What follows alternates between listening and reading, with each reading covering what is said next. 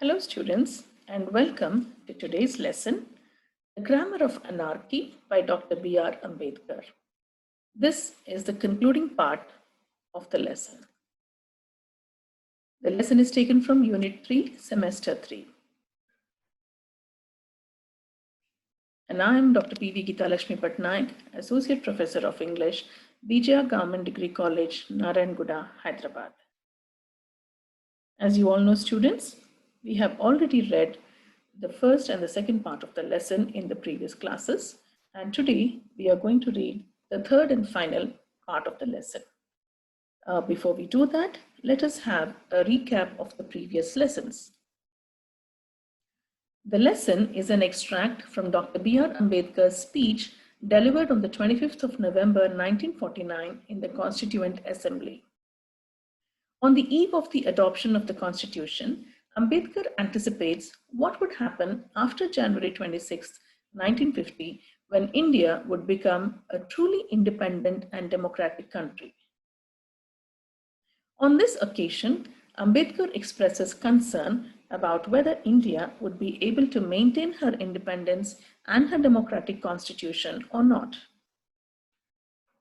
According to him, India had a democratic system of governance in the past, but she had lost it over the years. He gives the example of the Buddhist Bhikshu Sanghas to prove his point. Ambedkar refers to three important things that Indians must do to maintain democracy. And these three things are, the first one, of course, is to give up civil disobedience, non-cooperation, and satyagraha, which are the principal methods of seeking justice during India's freedom struggle, but which are now considered unconstitutional. He refers to them as the grammar of anarchy. Second, to avoid bhakti or hero worship in politics, as it will ultimately lead to degradation and dictatorship. Third, to turn our political democracy into a social democracy. So, social democracy is a way of life which recognizes liberty, equality, and fraternity as the principles of life. Ambedkar argues that the first thing that Indian society lacks is equality. Though there is equality in politics, there is definitely inequality in social and economic life. Similarly, the second thing that is lacking, according to him, is the recognition of the principle of fraternity. Fraternity means a sense of common brotherhood of all Indians, and it is the principle which gives unity and solidarity to social life.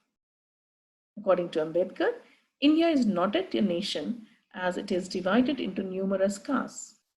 These castes are anti-national as they bring about separation in social life.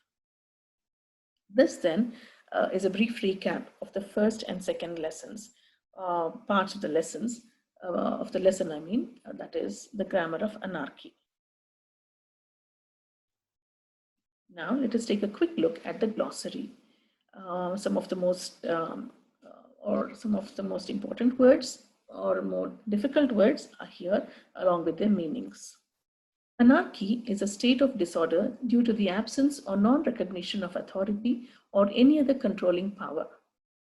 Abject is terrible and without hope. Antipathy means a strong feeling of dislike. Creed is a set of principles or religious beliefs. Devolve means to transfer or delegate powers to a lower level. Disaster is an occurrence causing widespread destruction. Disuse means no longer in use. Divorce is the official ending of a marriage or a separation. Fraternity, a group of people sharing the same profession, interests, or beliefs. Gainsay means to say that something is not true, to disagree with, or deny something. Grammar is a set of rules or principles.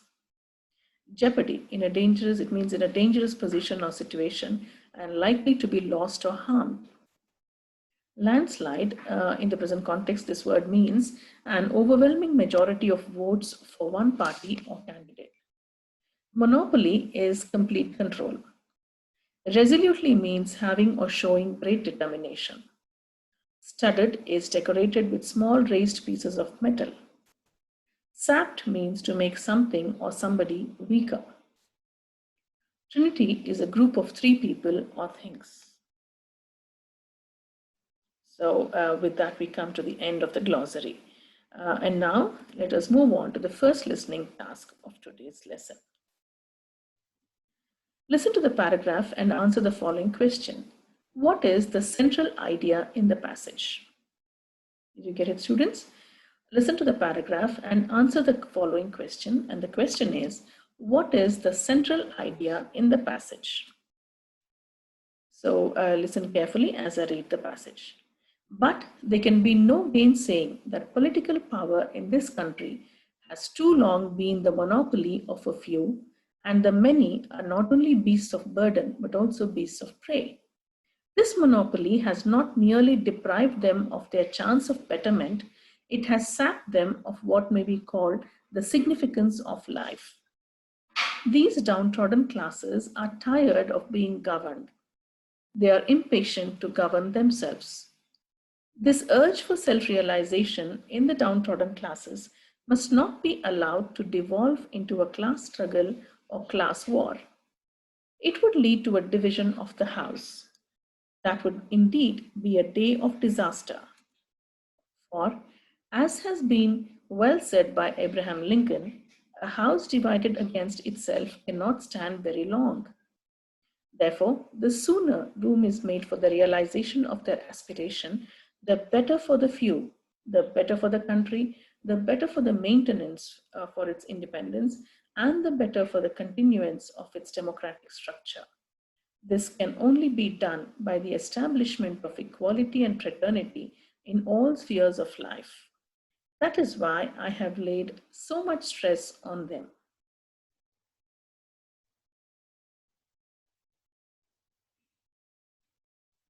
So take a few seconds and jot down your idea of what the central point or idea about in this paragraph is. What is the central idea in the passage? The central idea in the passage is that in order to maintain democracy, it is very important to recognize the aspirations of the downtrodden and therefore establish equality and fraternity in all spheres of life. So students, do you have a similar answer? Okay, good.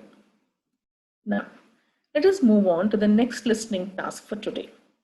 So what do we have to do now? Listen to the following passage once again and complete the given statements, choosing the correct alternative. So what is the question once again, students? Listen to the following passage and complete the given statements, choosing the correct alternative.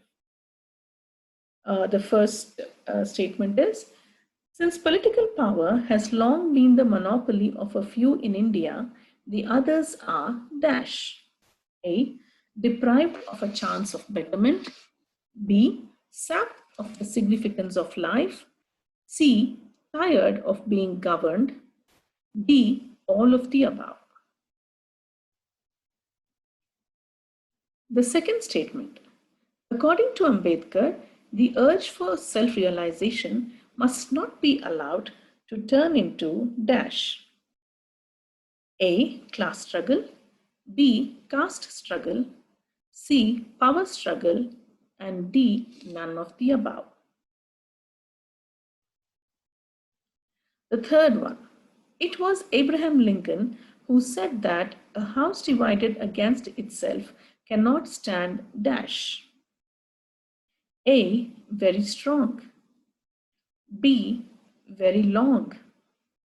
C, forever. D, on its own.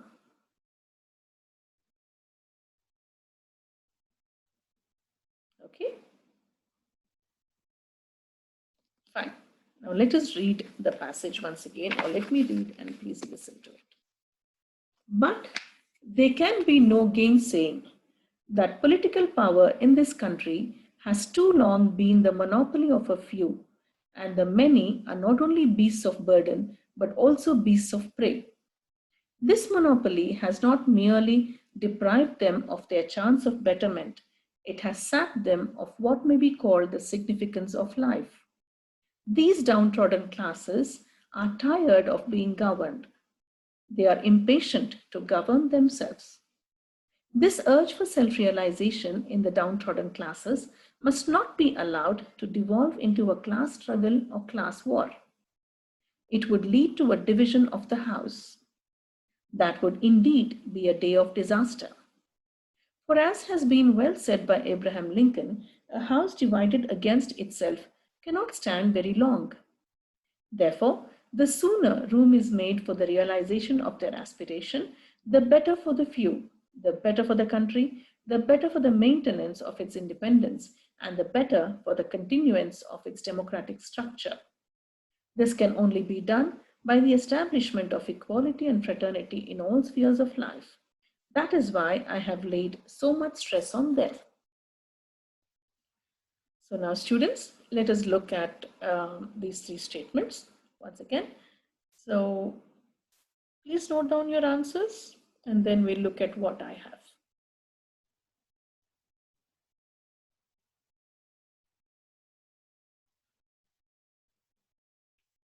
Okay, let us take a look at the answers now. The first one, since political power has long been the monopoly of a few in India, the others are deprived of a chance of betterment, sapped of the significance of life, tired of being governed, and the answer is D, all of the above. So all the others who do not have political power have all these problems. Second, according to Ambedkar, the urge for self-realization must not be allowed to turn into a class struggle. I think you must have got it right, students. Moving on, the third statement. It was Abraham Lincoln who said that a house divided against itself cannot stand very long. Is it okay? Yeah. So let us take a quick look at the passage once again. Ambedkar says that it cannot be denied that political power in this country, that is in India, has been in the hands of only a few for very, very long. And as he says, political power in this country has too long been the monopoly of a few, and the many are not only beasts of burden, but also beasts of prey. What has happened is that, except for a few, all the others are deprived of political power. And this monopoly of political power has actually deprived these other classes of people who have no access to political power. And what has it done? The monopoly has not only deprived them of any chance of betterment, it has also sapped them of what may be called the significance of life. So they no longer have any access. They don't have any access to any avenues for betterment. And that is why these downtrodden classes are tired of being governed. They are impatient to govern themselves. They want to realize themselves through doing something productive.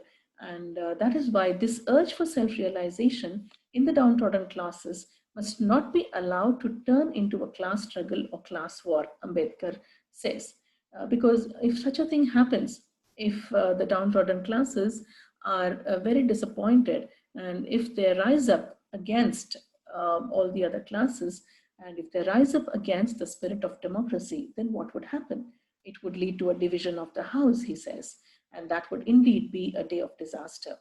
And he quotes the example of Abraham Lincoln, who once said that a house divided against itself cannot stand very long.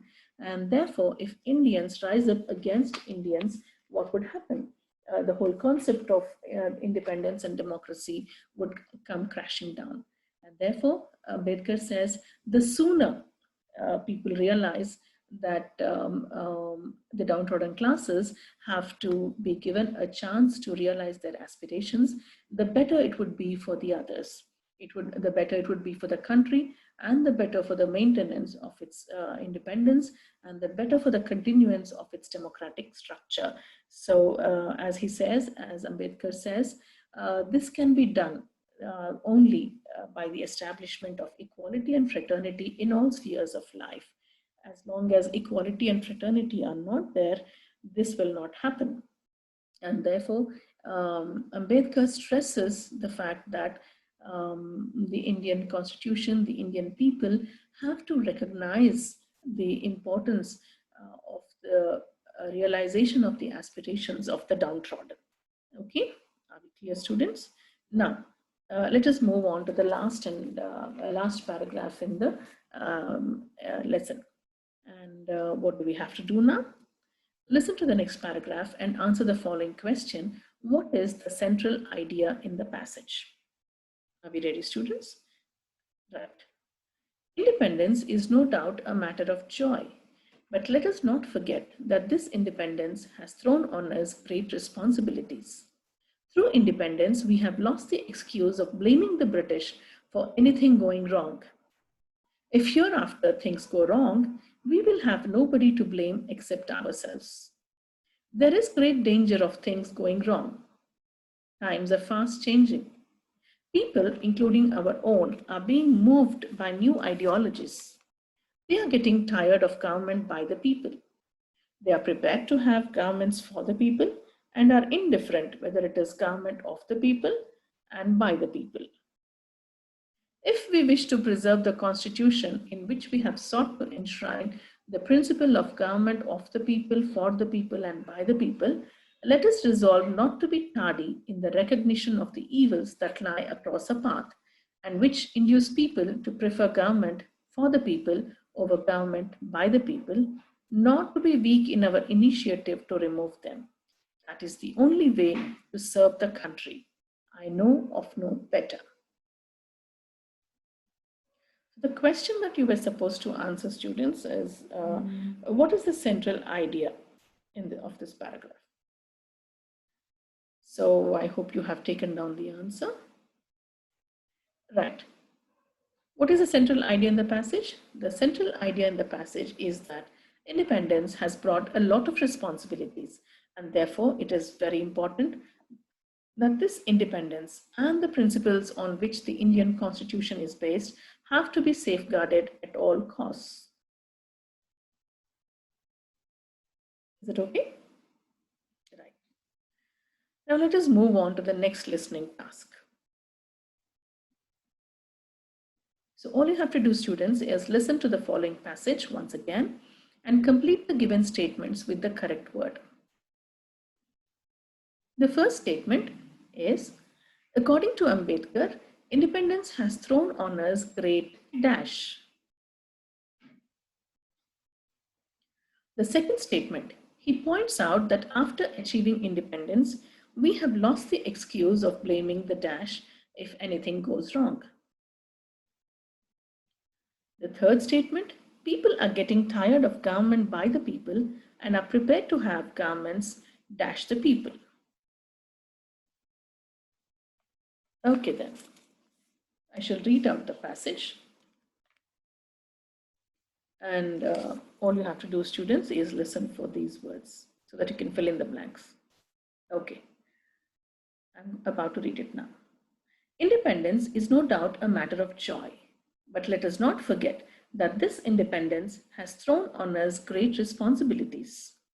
Through independence, we have lost the excuse of blaming the British for anything going wrong. If hereafter things go wrong, we will have nobody to blame except ourselves. People, including our own, are being moved by new ideologies. They are getting tired of government by the people. They are prepared to have governments for the people and are indifferent whether it is government of the people and by the people. If we wish to preserve the constitution in which we have sought to enshrine the principle of government of the people, for the people and by the people, let us resolve not to be tardy in the recognition of the evils that lie across our path and which induce people to prefer government for the people over government by the people, not to be weak in our initiative to remove them.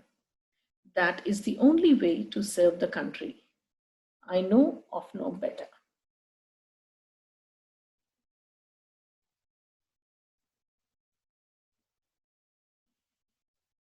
So have you written the words in the blanks? Okay, then let us take a look at the answers. The first statement, according to Ambedkar, independence has thrown on us great responsibilities. The second statement, he points out that after achieving independence, we have lost the excuse of blaming the British if anything goes wrong. People, the third one, people are getting tired of government by the people and are prepared to have governments for the people. Did you get all three right, students? You must have. Okay then.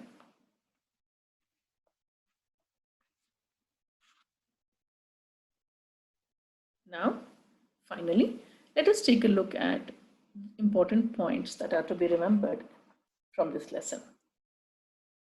Ambedkar points out that political power in India has been the monopoly of the few.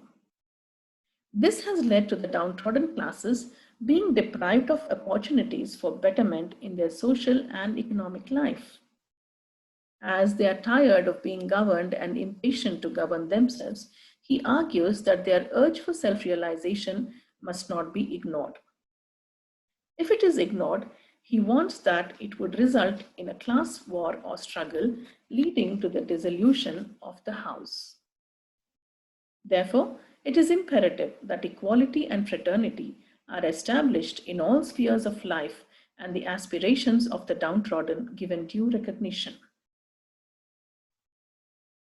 And the final paragraph, Ambedkar lays stress on the fact that independence brings great responsibilities.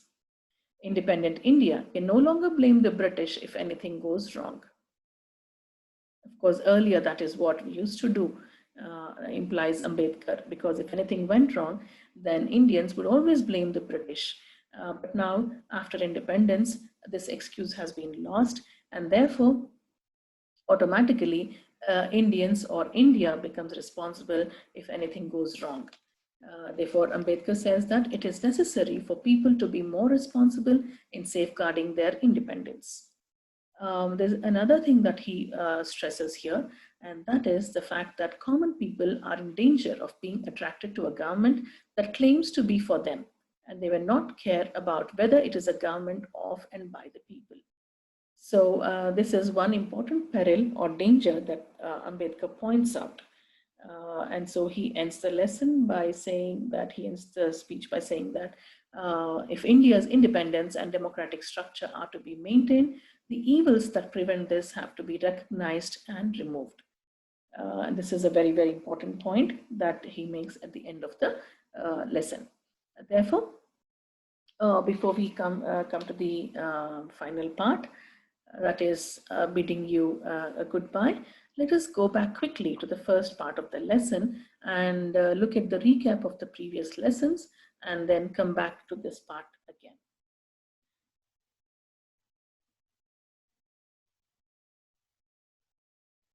Yes. The lesson is an extract from Dr. B.R. Ambedkar's speech delivered on the 25th of November 1949 in the Constituent Assembly. So as you can see, Ambedkar expresses concern about whether India would be able to maintain her independence and her democratic constitution, or whether she would lose it again. He stresses the point that India always had, I would not say always, but then India had a democratic system of governance in the past, but then over the years she has lost it. And in order to prove this point, he gives the example of the Buddhist Bhikshu Sanghas. And then he talks about three important things that Indians have to do in order to maintain democracy. The first is to give up civil disobedience, non-cooperation, and satyagraha. These are all unconstitutional methods, he says, and he refers to them as the grammar of anarchy. And he advises Indians to follow constitutional methods now that India has become independent. And the second important thing is to avoid bhakti or hero worship in politics, as it will ultimately lead to degradation and dictatorship. And the third thing is to turn our political democracy into a social democracy. And he stresses the point that social democracy is a way of life which recognizes liberty, equality, and fraternity as the principles of life.